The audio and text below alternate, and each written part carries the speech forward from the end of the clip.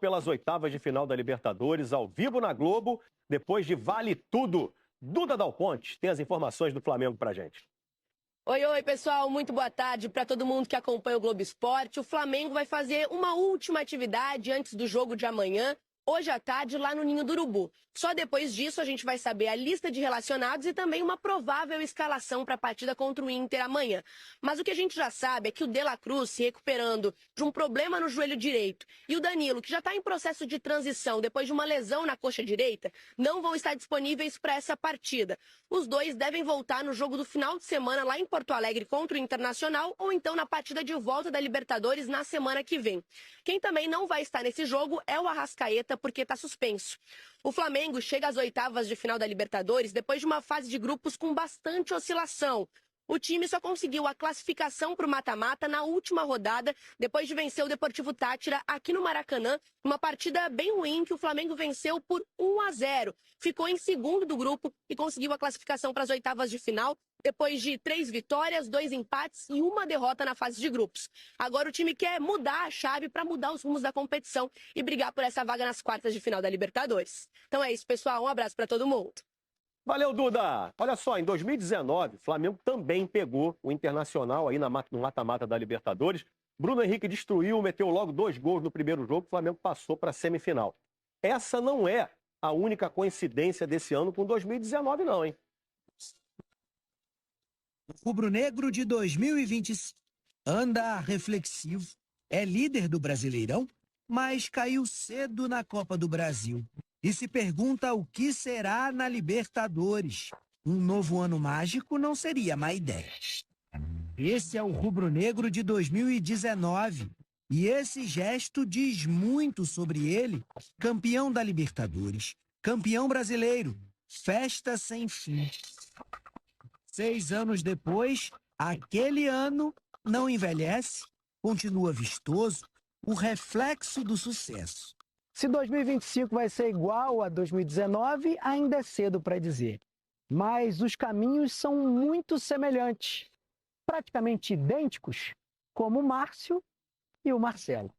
Quem é mais Flamengo? Eu? Ele é mais Flamengo. Acho que ele é mais Flamengo. Por quê? Eu sou uma maluca, eu não perco nada, não perco. Pode ter festa de aniversário da família, eu não vou à festa da família para ver o jogo. Pode ser até na televisão, eu não perco o jogo. 56 anos de Flamengo. Juntos desde a barriga, inseparáveis no Maracanã. Viveram e festejaram 1981, mas 2019 para eles é incomparável, inconfundível. Um ano completo disso. A gente ia pro Maracanã já feliz. Dá gosto lembrar, querer de novo é de graça. Márcio e Marcelo estão atentos às coincidências que ligam as duas temporadas.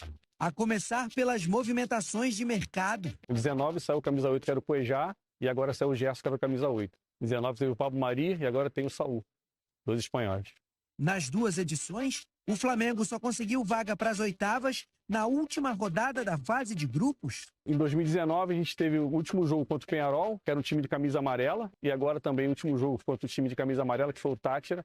E até má notícia vira bom presságio. Infelizmente, a gente foi eliminado por um Atlético na Copa do Brasil, nos pênaltis, Atlético Paranaense em 2019 e Atlético Mineiro em 2025. O time de Jorge Jesus pegou o Inter, adversário de amanhã, no mata-mata. Tem o Inter também, da mesma maneira, jogando a primeira em casa e a segunda no Beira-Rio. Quer mais uma?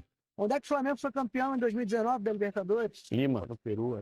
Onde é que vai ser a final da Libertadores de 2025? Lima, novamente. Mas nenhuma coincidência é maior que uma certeza. Não existe Márcio e Marcelo sem Flamengo, é sempre assim. Márcio, Marcelo e Flamengo. A Libertadores reservou um confronto brasileiro já de cara nas oitavas da competição. Tem Flamengo e Internacional em confrontos de mata-mata. A gente dá uma olhada no histórico, né? O Flamengo avançou e foi campeão em 1, 2, 3, 4 oportunidades. O Inter em 2, na seletiva da Libertadores de 99 e na Copa do Brasil de 2009. E aí o Flamengo também ali em 2019 teve o Internacional no seu caminho. Quando o segundo sol chegar para realinhar as órbitas dos planetas, 2 sóis aqui no nosso telão. Pedro Henrique Torre e Rafa Marques com as informações, porque Inter e Flamengo se encaram na Libertadores. Bom dia, dupla.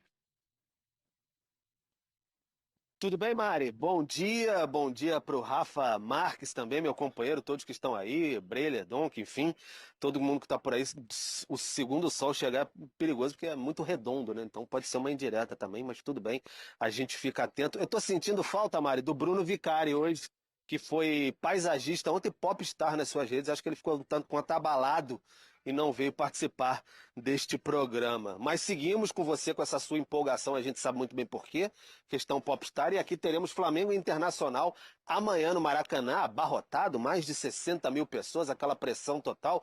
Boas lembranças até para a torcida do Flamengo, em 2019, quartas de final, venceu o Inter por 2-0 aqui, e empatou em 1-1 no Beira-Rio, avançou para a semifinal depois de 40 anos, então uma expectativa muito grande em torno desse jogo. Não vai ter o Arrascaeta, fica aquela questão, quem vai ser o substituto? O Carrascal ainda nem jogou um minuto sequer com um time. Contra o Mirassol ele ficou no banco de reservas e tem sempre as opções de Luiz Araújo e Plata, pode ser um pelo meio, outro pela direita, ou vice-versa. O Plata vem vindo muito bem pelo lado direito, mas aí cabe mais ao Felipe Luiz definir.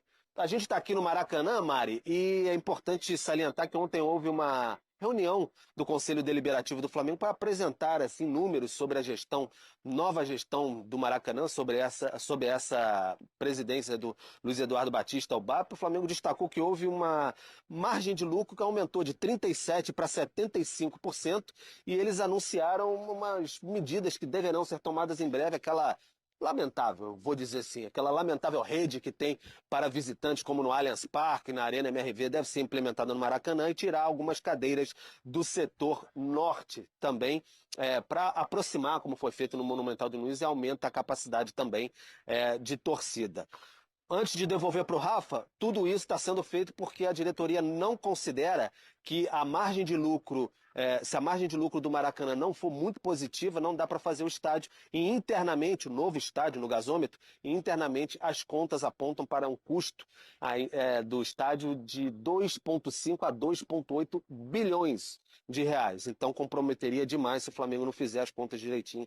É com isso que o Flamengo está trabalhando. Mas chega lá, Rafael Marques, vou passar para você que tem um Internacional nessa batida também, né? É o adversário, né, Pedro? Muito bom dia para você, para a Mari Elétrica Spinelli, para o meu confrade Brener Pires, para o Super Donk e para o fã de esporte conectado com a gente aqui dentro desse Sport Center. O Inter que está treinando nesse momento lá em Porto Alegre, finalizando a sua preparação para o jogo de amanhã contra o Flamengo. A delegação segue aqui para o Rio de Janeiro agora à tarde, e o técnico Roger Machado um pouco mais aliviado depois de colocar um fim àquele incômodo jejum de 4 jogos sem vencer. A vitória sobre o Bragantino devolveu a paz e o fluxo de trabalho. Dizem no futebol que time que está ganhando não se mexe, e o Roger está seguindo parcialmente esta máxima, porque ele vai fazer 2 alterações no sistema defensivo.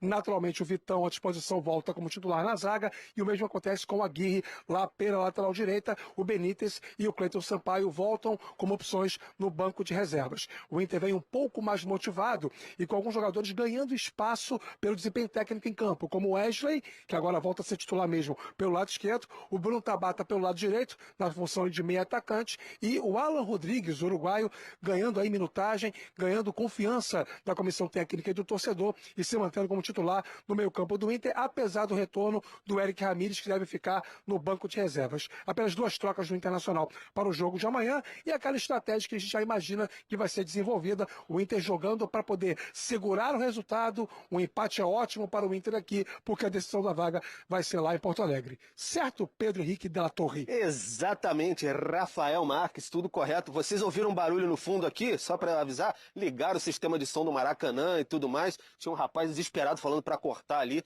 mas devem estar assistindo exatamente o Sport Center nessa hora, quiseram fazer a participação como estão fazendo, por isso devolvo para a Popstar também, Mari Spinelli, Suíças. Um abraço.